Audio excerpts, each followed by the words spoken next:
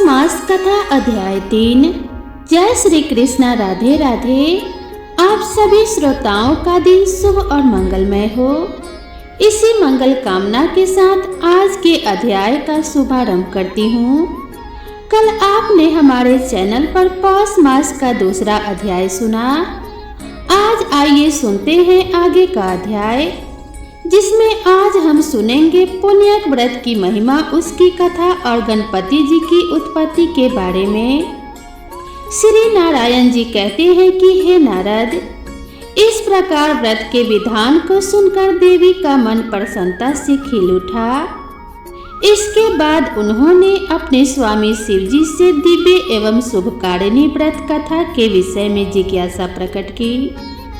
श्री पार्वती जी ने पूछा कि हे नाथ, यह व्रत तथा इसका फल और विधान बड़ा ही अद्भुत है। भला किसने इस व्रत को प्रकाशित किया है? इसकी श्रेष्ठ कथा का वर्णन कीजिए।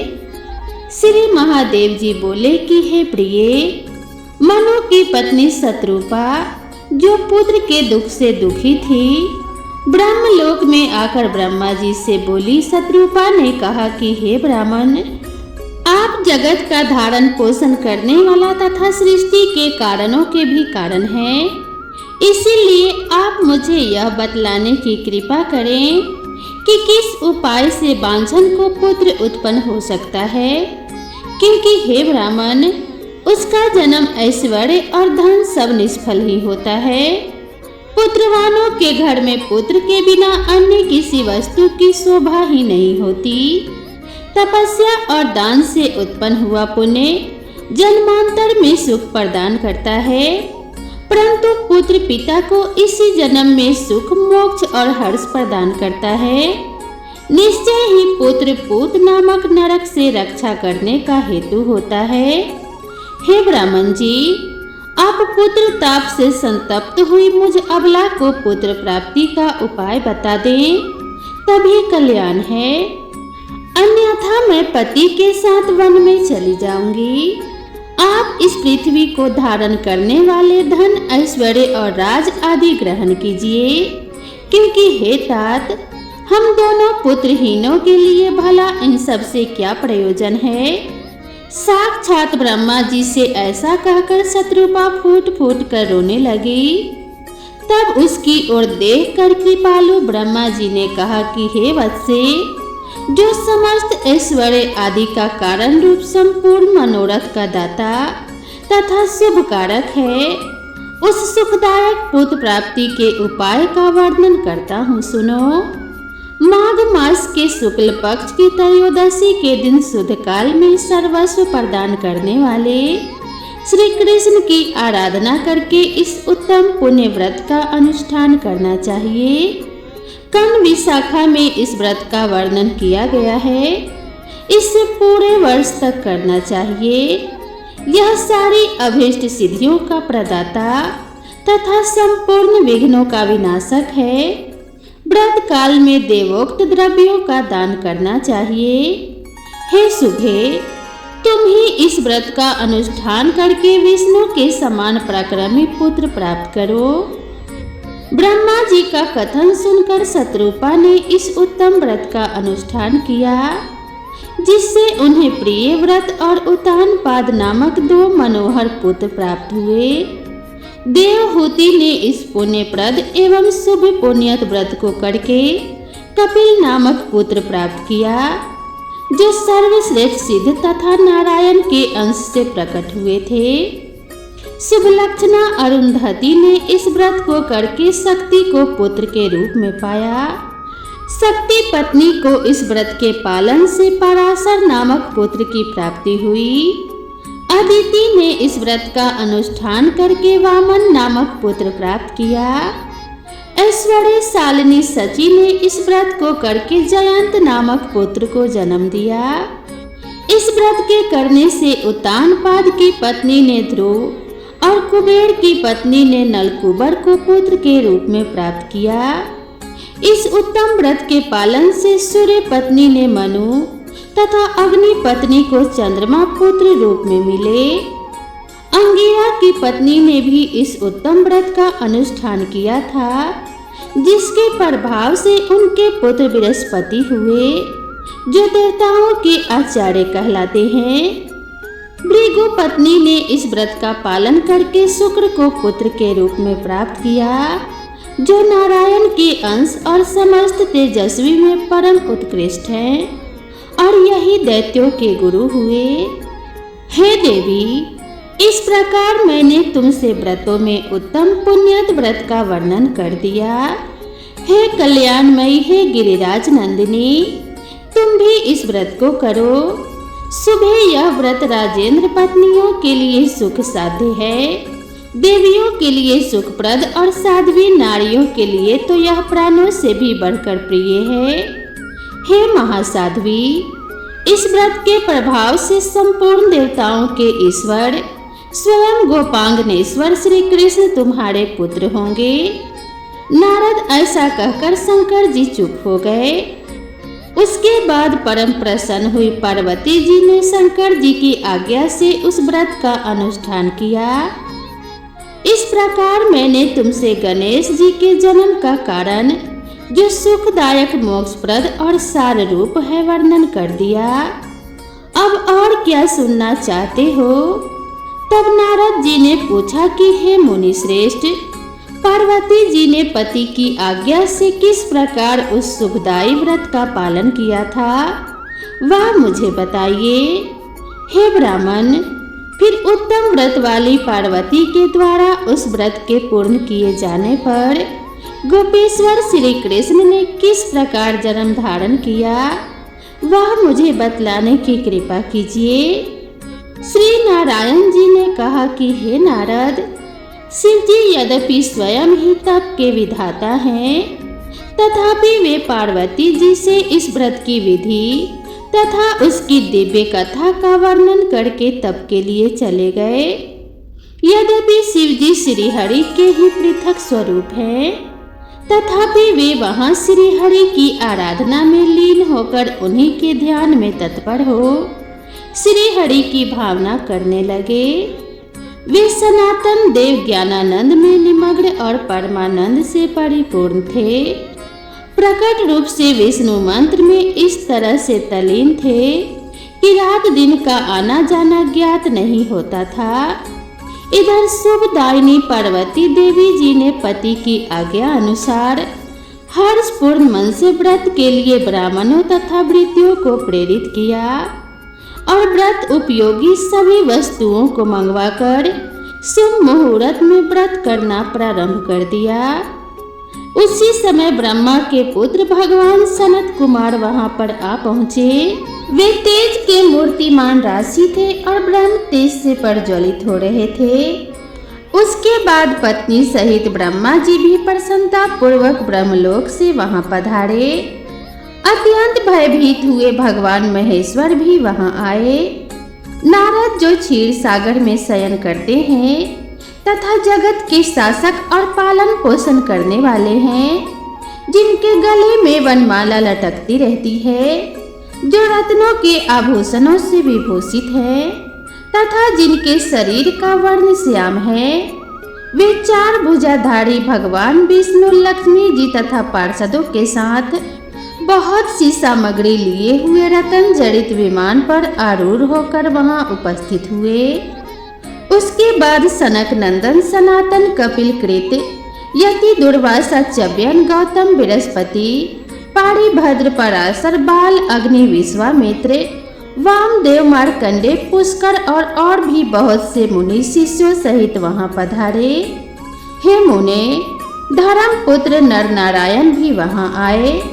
पार्वती जी के उस व्रत में दिग्पाल देवता, यक्ष, गंधर्व, किन्नर और गणों सहित सभी पर्वत भी उपस्थित हुए थे।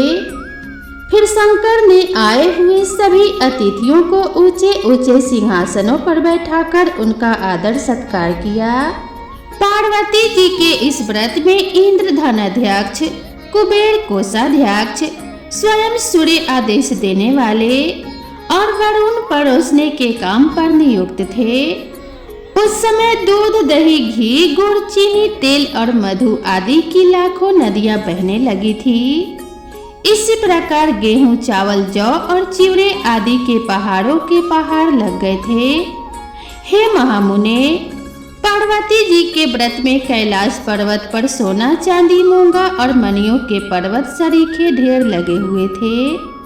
लक्ष्मी जी ने भोजन तैयार किया हुआ था, जिसमें परम मनोहर खीर, पूरी, अघानी का चावल और घी से बने हुए अनेक तरह तरह के व्यंजन थे।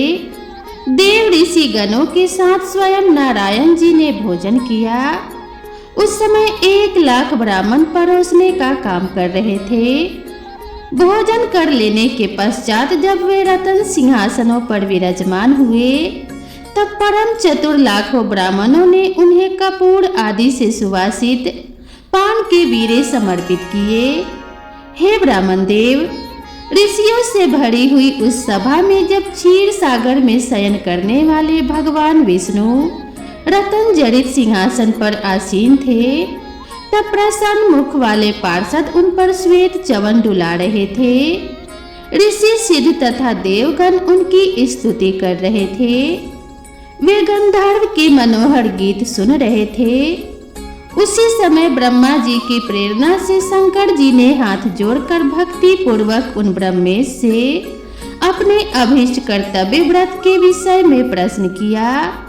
श्री महादेव जी ने पूछा कि हे प्रभु, आप श्रीनिवास तप स्वरूप तपस्याओं और कर्मों के फलदाता सबके द्वारा पूजित संपूर्ण व्रतों, जपो, यज्ञों और पूजनों के बीज रूप से वांछा कल्प तरु और पापों का हरण करने वाले हैं।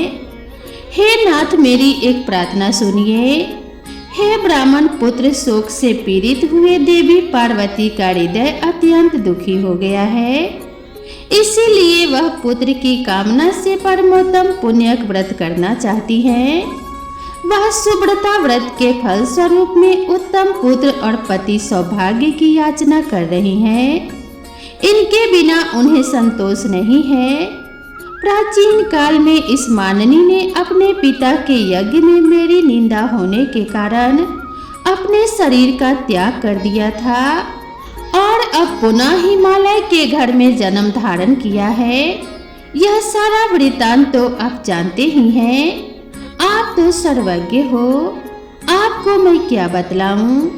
हे तत्वज्ञ, इस विषय में आपकी क्या आज्ञा है। आप परिणाम में सुप्रदायनी अपनी वह आज्ञा बतलाइए।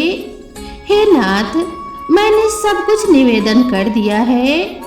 अब जो कर्तव्य हो उससे भी बताने की कृपा कीजिए, क्योंकि परामर्श पूर्वक किया हुआ सारा कार्य परिणाम में सुखदायक ही होता है।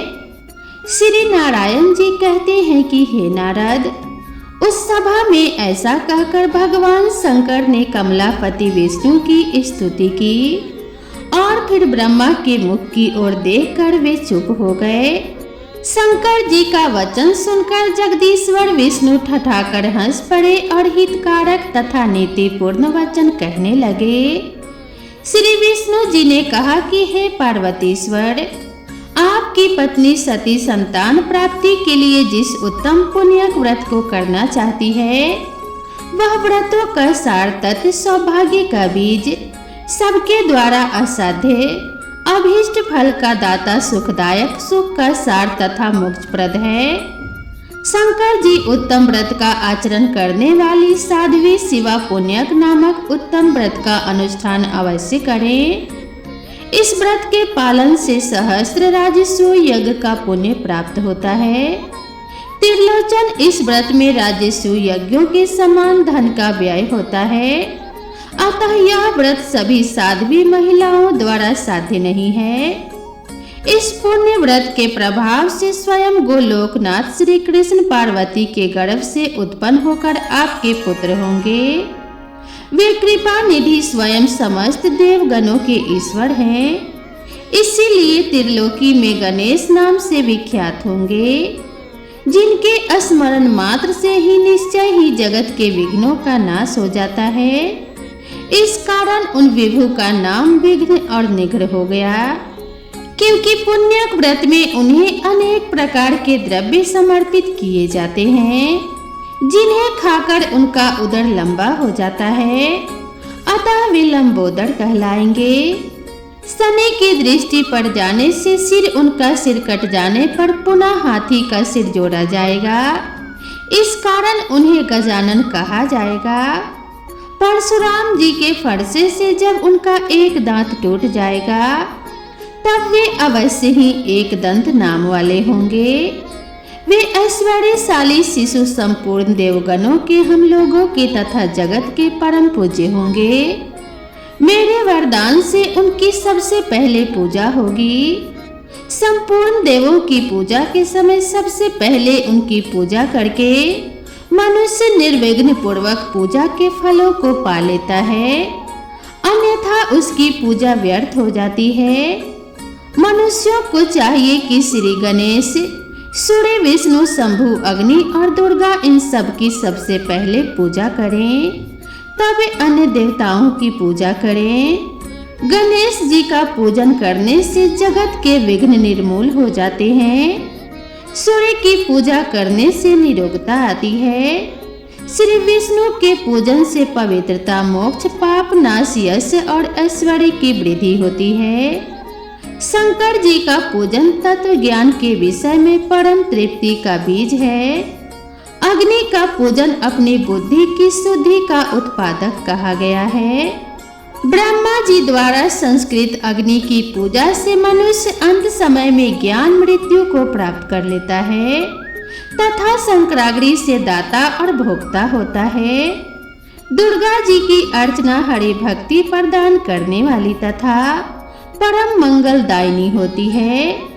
इनकी पूजा के बिना अन्य की पूजा करने से वह पूजन विपरीत हो जाता है। महादेव त्रिलोकी के लिए यही क्रम प्रत्येक कल्प में निश्चित है। यह देव निरंतर विद्यमान रहने वाले, नित्य तथा सृष्टि परायण है। उस सभा के बीच ऐसा कहकर श्री हरि मौन हो गए। इससे पहले के अध्याय में आपने जाना था कि किस प्रकार महादेव जी ने पार्वती को पुण्यक व्रत का विधान और उसकी कथा बताई थी। तब देवी पार्वती ने उस व्रत को विधि विधान से किया और श्री हरि विष्णु की स्तुति की। श्री नारायण कहते हैं कि हे नारद, पार्वती जी द्वारा की गई उस स्तुति को सुनकर करुणानिधि श्री कृष्ण ने पार्वती जी को अपने उस स्वरूप, जो सबके लिए अदृश्य और परम दुर्लभ है, दर्शन कराए। उस समय पार्वती जी ने स्तुति करके अपने मन को एकमात्र श्री कृष्ण में लगाकर ध्यान में लीन थी।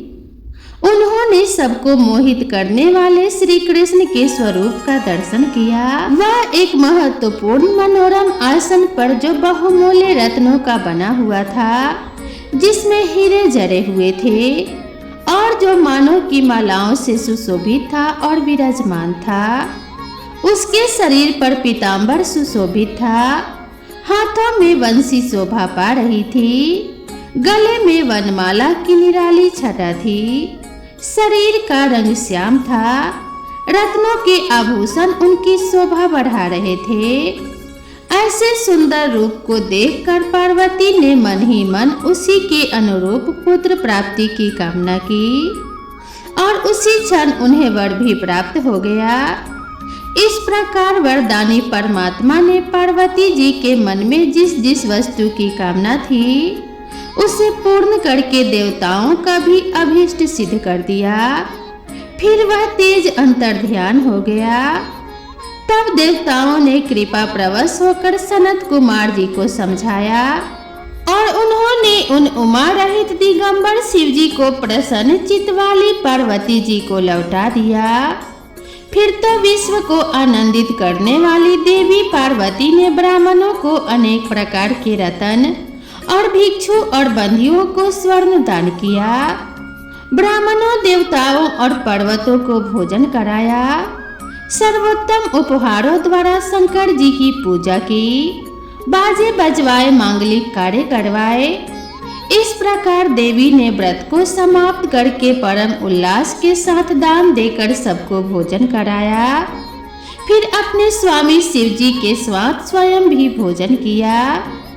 इसके बाद उत्तम पान के सुंदर बीरे जो कपूर आदि से सुवासित थे, बारी बारी से सबको देकर शिव जी के साथ स्वयं भी खाया। फिर पार्वती जी एकांत में भगवान शंकर के साथ विहार करने लगी।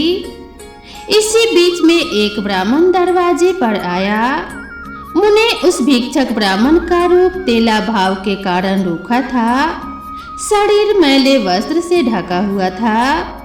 उसके दांत अत्यंत स्वच्छ थे, वे तृष्णा से पूर्णतया पीड़ित थे। उसका शरीर कमजोर था, वह उज्जवल वर्ण का तिलक धारण किए हुए था। उसका स्वर बहुत दीन था और दीनता के कारण उसकी मूर्ति कुत्सित थी। इस प्रकार के उस अत्यंत दुर्बल ब्राह्मण ने अन्न की याचना करने के लिए दरवाजे पर डंडे के सहारे खड़े होकर महादेव जी को पुकारा। ब्राह्मण ने कहा, महादेव आप क्या कर रहे हैं? मैं 7 रात तक चलने वाले व्रत को समाप्त होने पर भूख से व्याकुल होकर भोजन की इच्छा से आपकी शरण में आया हूँ, मेरी रक्षा कीजिए। हे तात, आप तो करुणा के सागर हैं, इसीलिए मुझे जरा ग्रसित और तृष्णा से अत्यंत पीड़ित वृद्ध की ओर जरा देखिए तो सही। हे महादेव, आप क्या कर रहे हैं? माता पार्वती उठिए और मुझे सुवासित जल और अन्न प्रदान कीजिए। हे गिरिराज कुमारी, मुझ शरणागत की रक्षा कीजिए। माता, ओ माता, आप तो जगत की माता हो, फिर मैं जगत से बाहर थोड़े ही हूँ, इसीलिए शीघ्र आओ। भला अपनी माता के रहते हुए मैं किस प्रकार भूख से पीड़ित हो रहा हूँ। ब्राह्मण के दीन वाणी सुनकर शिवजी पार्वती जी उठे और उसी समय शिवजी का शुक्रपात हो गया। वे पार्वती जी के साथ द्वार पर आए।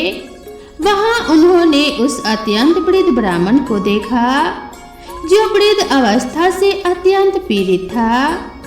उसके शरीर में अत्यंत झुर्रियां पड़ गई थी। वह डंडा लिए हुए था, उसकी कमर झुक गई थी। वह तपस्वी होते हुए भी अशांत था। उसके होठ, कंठ और तालु सूख गए थे और वह बड़ी ताकत लगाकर उन दोनों को प्रणाम और उनकी स्तुति कर रहा था। उसके अमृत से भी उत्तम वचन सुनकर नीलकंठ महादेव जी प्रसन्न हो गए। तब वे मुस्कुराकर परम प्रेम के साथ उससे बोले, वेद वेताओं में श्रेष्ठ विप्रवर, इस समय मैं यह जानना चाहता हूँ कि आपका घर कहाँ पर है और आपका नाम क्या है, जल्दी बताइए। देवी पार्वती जी भी बोली कि हे विप्रवर, कहाँ से आपका आना हुआ है? मेरा परम सौभाग्य था जो आप यहाँ पर पधारे हैं। आप ब्राह्मण अतिथि होकर मेरे घर पर आए हैं, इसलिए आज तो मेरा भी जन्म सफल हो गया। हे ब्राह्मण देवता, अतिथि के शरीर में देवता, ब्राह्मण और गुरु निवास करते हैं, इसीलिए जिसने अतिथि का आदर सत्कार कर लिया, उसने मानो तीनों लोकों की पूजा कर ली। और अतिथि के चरणों में तो लगभग तीर्थ भी विद्यमान होते हैं, इसीलिए अतिथि के चरण प्रक्षालन अर्थात पैर धोने वाले जल से निश्चय ही समस्त तीर्थों का फल भी प्राप्त हो जाता है। जिसने अपने शक्ति के अनुसार यथोचित रूप में अतिथि की पूजा कर ली, उसने मानो सभी तीर्थों में स्नान कर लिया और सभी यज्ञों में दीक्षा ग्रहण कर ली। इसीलिए कहते हैं अतिथि देवो भव। भारतवर्ष में भक्ति पूर्वक अतिथि का पूजन जिसने कर लिया, उसके द्वारा मानव धरती पर संपूर्ण महादान कर लिए गए हो। क्योंकि वेदों में वर्णित जो नाना प्रकार के पुण्य हैं, वे और उनके अलावा अन्य पुण्य कर्म भी अतिथि सेवा की 16वीं कला की बराबरी भी नहीं कर सकते। इसीलिए जिसके घर से अतिथि अपमानित होकर लौट जाता है, उनका आदर सत्कार नहीं करता, उस गृहस्थ के पितर देवता सभी अपमानित होकर उस अतिथि के पीछे पीछे चले जाते हैं।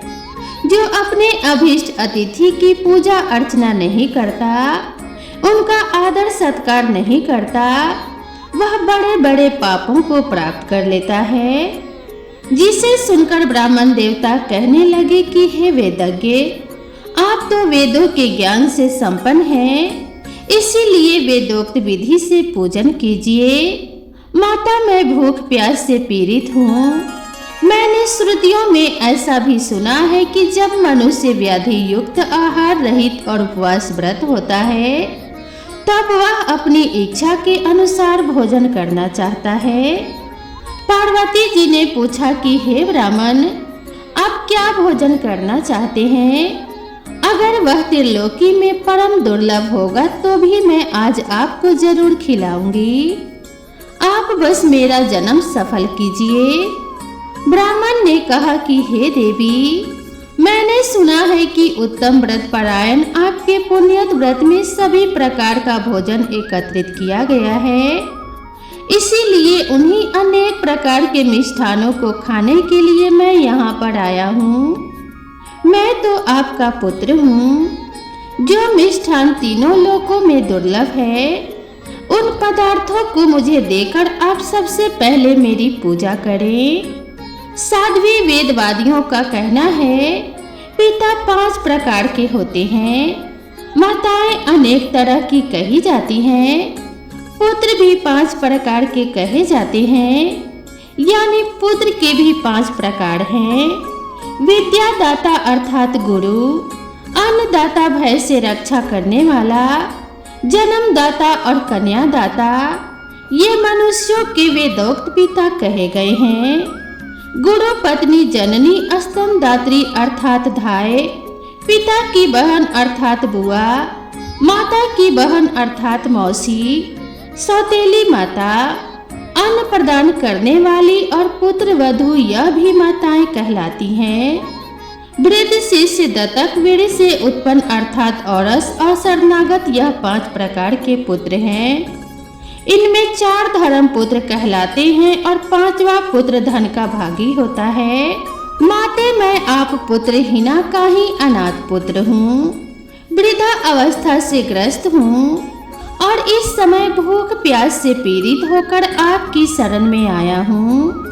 हे गिरिराज किशोरी, अन्नों में श्रेष्ठ पूरी, उत्तम उत्तम के पके हुए फल, आटे के बने हुए तरह तरह के पदार्थ, काल दिशा अनुसार उत्पन्न हुई वस्तुएं, पकवान, चावल के आटे का बना हुआ तिकोना, दूध गन्ना गुड़ के बने हुए द्रव्य, घी दही गुड़ मिश्रित तिलों के लड्डू, मेरी जानकारी से बाहर सुधा तुल्य अन्य वस्तुएं, कपूर आदि से सुवासित सुंदर श्रेष्ठ तांबूल, अत्यंत निर्मल और स्वादिष्ट जल, इन सभी पदार्थों को जिन्हें खाकर मेरी सुंदर तोंद हो जाए, मुझे प्रदान कीजिए। आपके स्वामी सारी संपत्तियों के दाता और त्रिलोकी सृष्टि करता है और आप संपूर्ण ऐश्वर्य को देने वाली महालक्ष्मी स्वरूपा हैं। इसीलिए आप मुझे रमणीय सिंहासन, अमूल्य रत्नों के आभूषण, अग्नि शुद्ध सुंदर वस्त्र, अत्यंत दुर्लभ श्रीहरि का मंत्र, श्रीहरि में सुदृढ़ भक्ति, मृत्युंजय नामक ज्ञान, सुख प्रदायिनी दान, शक्ति और सिद्धि दीजिए। हे सती माता, आप ही सदा श्रीहरि की प्रिया और सर्वस्व प्रदान करने वाली शक्ति हैं। इसीलिए आपके लिए भला आपके पुत्र के लिए कौन सी वस्तु अदेय है?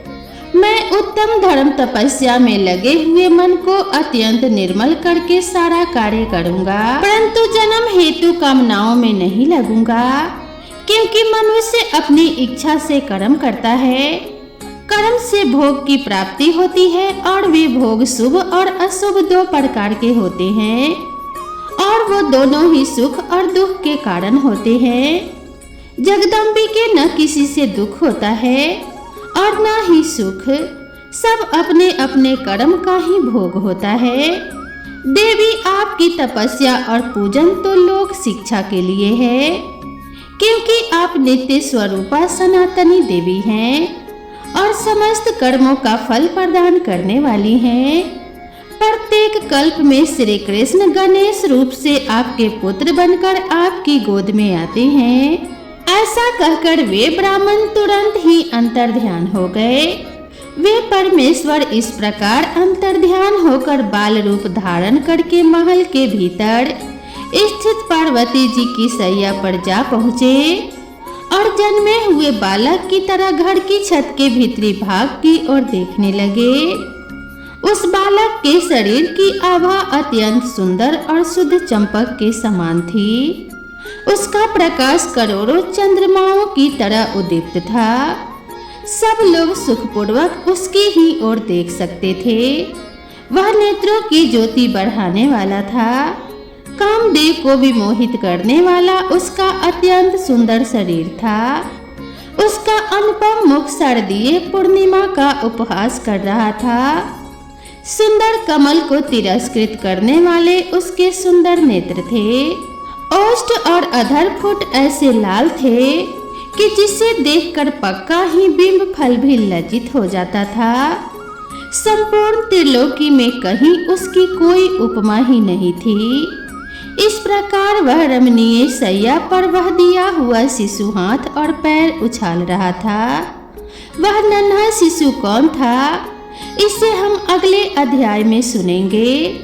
वीडियो अच्छी लगी हो तो वीडियो को लाइक जरूर कीजिएगा और साथ ही चैनल में पहली बार आए हैं तो चैनल को सब्सक्राइब जरूर कर लीजिएगा। तो मिलते हैं इसी तरह के अगले अध्याय के साथ। माता पार्वती, भगवान शिव और विष्णु जी की कृपा आप सभी के ऊपर बनी रहे तथा माता लक्ष्मी की कृपा आप सभी भक्तों पर सदैव बनी रहे। इसी कामना के साथ आप सभी से विदा लेते हैं। मिलते हैं नई वीडियो में नई कथा और नई कहानी के साथ। तब तक के लिए राधे राधे।